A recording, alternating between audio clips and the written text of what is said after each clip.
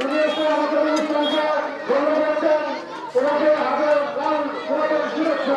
দুঃখের একটি সংবাদ যে আমাদের বাংলাদেশে ইনকলাব মঞ্চের সভাপতি ওসমান হাদি মারা গিয়েছেন এবং আমরা তার মাগফিরাত কামনা করছি। আল্লাহ ওনাকে বেহেশতে নসিব করুন এবং ওনার হত্যাকারীদের সুষ্ঠু তদন্ত দাবি করছি এবং ওনার যারা ওনাকে গুলি করেছে ওনাদেরকে অতি দ্রুত ইন্ডিয়ার মাটি থেকে এনে এই দেশে বিচার করার আহ্বান জানাচ্ছি। আপনারা সবাই দোয়া করবেন, মা বাঁচলে বাঁচবে বাংলাদেশ। আপনারা জানেন আমাদের এই ত্যাগী নেত্রী, আমাদের 3 বারের প্রধানমন্ত্রী উপরে যেভাবে 17 বছর জুলুম নির্যাতন হয়েছে, আজকে উনি যদি চাইতো বিদেশের মাটিতে যে উনি আরামে থাকতে পারতো, উনি যাপন করতে পারতো। আজকে উনি আমাদের এই বাংলাদেশের জনগণের জন্য এবং বাংলাদেশের জন্য উনি এই ত্যাগ স্বীকার করেছে। উনি ওনার জীবন আমাদেরকে উৎসর্গ করে দিয়েছে এই দেশের জন্য। উনি আমাদেরকে ছেড়ে কোথাও যাননি, এই দেশের জন্য যুদ্ধ করেছেন। আজকে আপনারা জানেন যে জিয়া ফ্যামিলি বেঁচে থাকলে এই বাংলাদেশের উন্নতি কেউ আটকাতে পারবে না। আজকে বিজয় দিবস অনুষ্ঠানে এই আমি এখানে যারা আমাকে প্রধান অতিথি করেছে এই এলাকাবাসীকে আমি আমার অন্তরের পক্ষ থেকে ধন্যবাদ জানাই।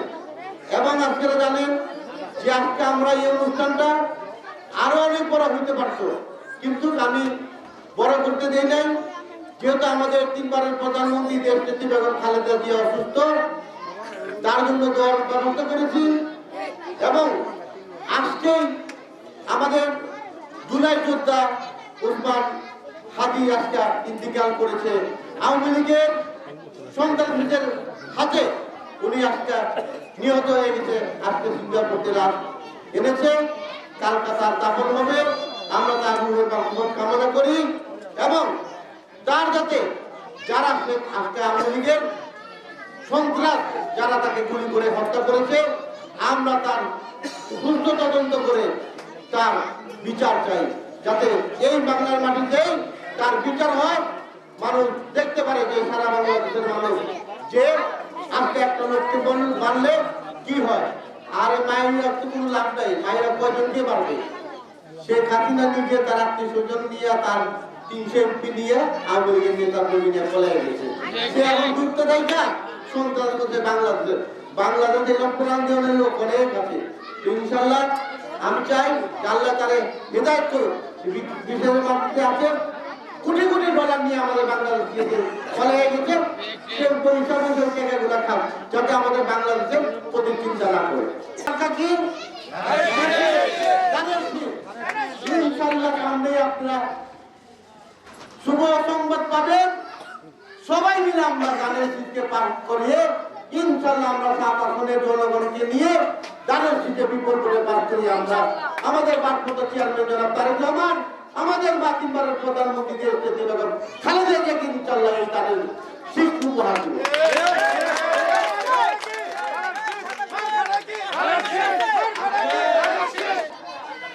আমার সন্তান আজকে আমি 24 নম্বর ওয়ার্ডে একটা লোক তো বারবার কমিশনার থাকে। ইনশাল্লাহ সামনে আমার ছেলেকে আপনারা দোয়া করবেন।